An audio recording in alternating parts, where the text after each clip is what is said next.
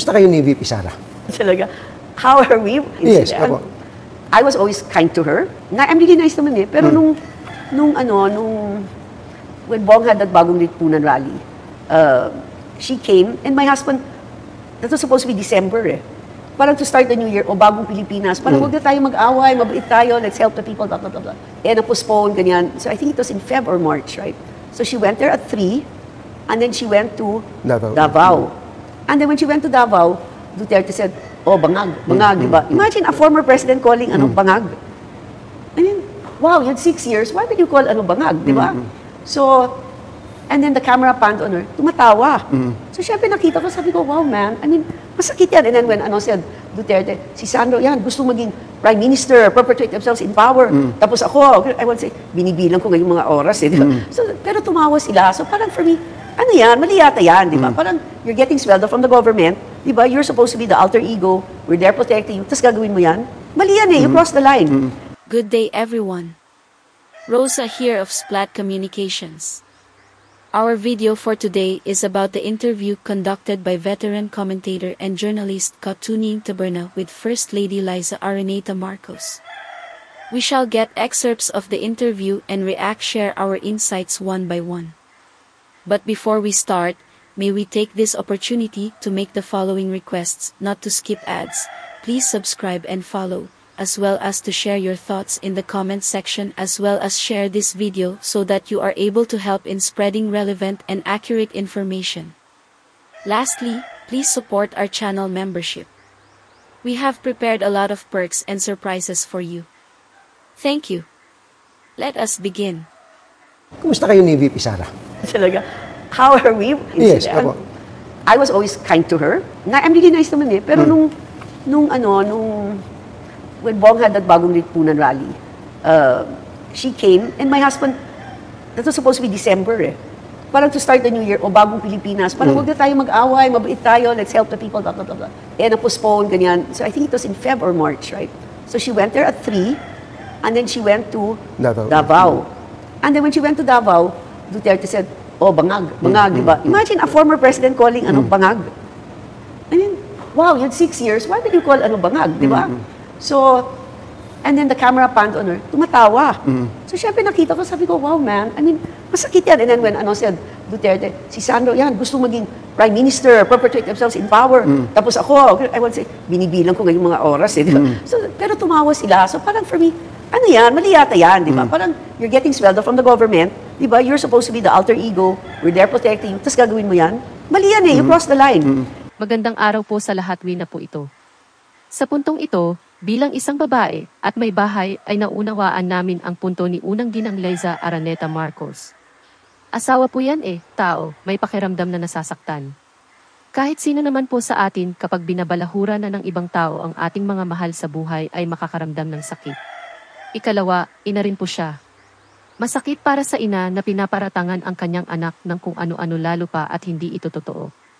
Marahil malayo po sa sensitivity yan ni Vice President Inday Sara sapagkat hindi po ganyan ang kanyang buhay may asawa. Niwala po kaming matanda ang pagdepensa na ginawa mismo ng asawa ni Inday Sara pagkatapos ng kanyang panununtok sa isang sheriff sa Davao City noong siya ay mayor pa lamang.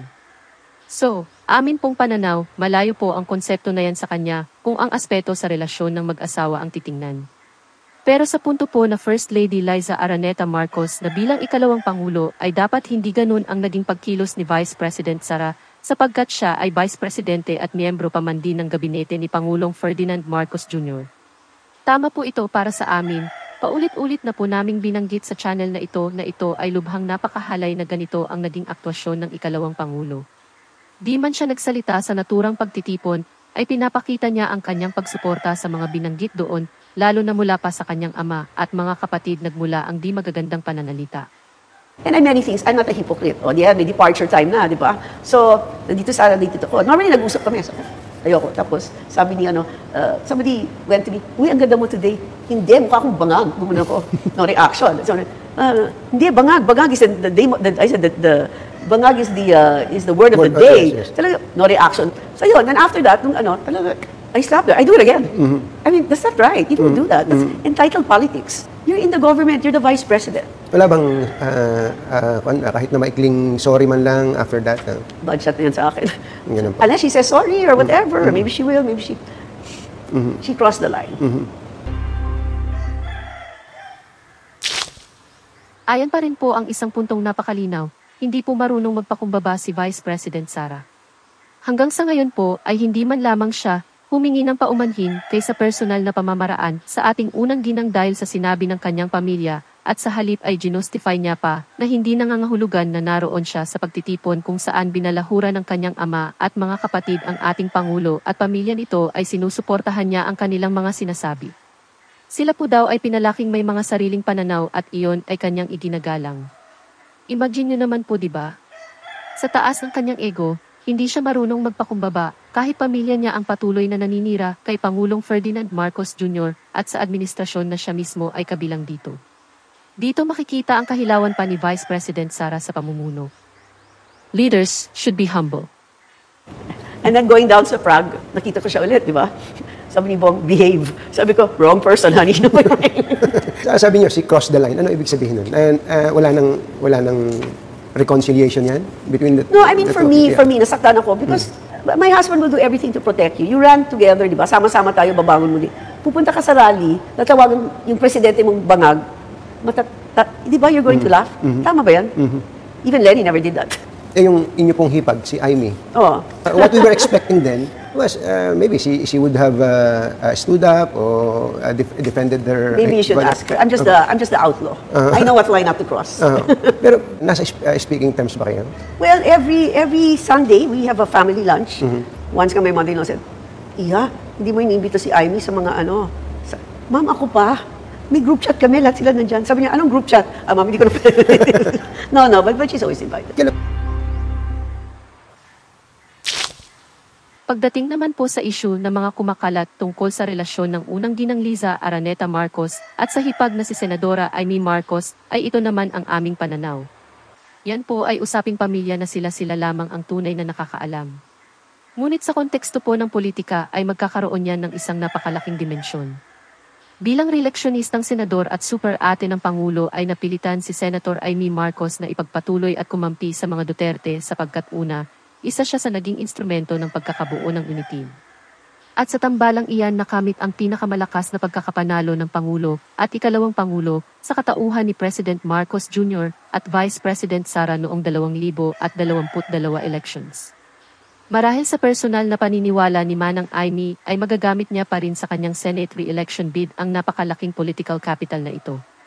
Ngunit dahil sadyang nagbibingi-bingihan ang mga strategists, ni Senator Aimee Marcos ay di nila napapansin na malaki na ang nalagas na suporta mula mismo sa mga loyalista ng pamilya Marcos dahil sa kanyang pagbabatikos sa pamahalaan ng kanyang bunsong kapatid at pagkampi sa pamilya Duterte.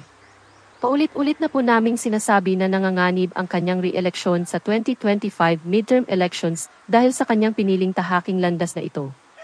Napakarami na po ang nagagaliit sa kanyang mga sinasabi laban sa administrasyon ni Pangulong Ferdinand Marcos Jr.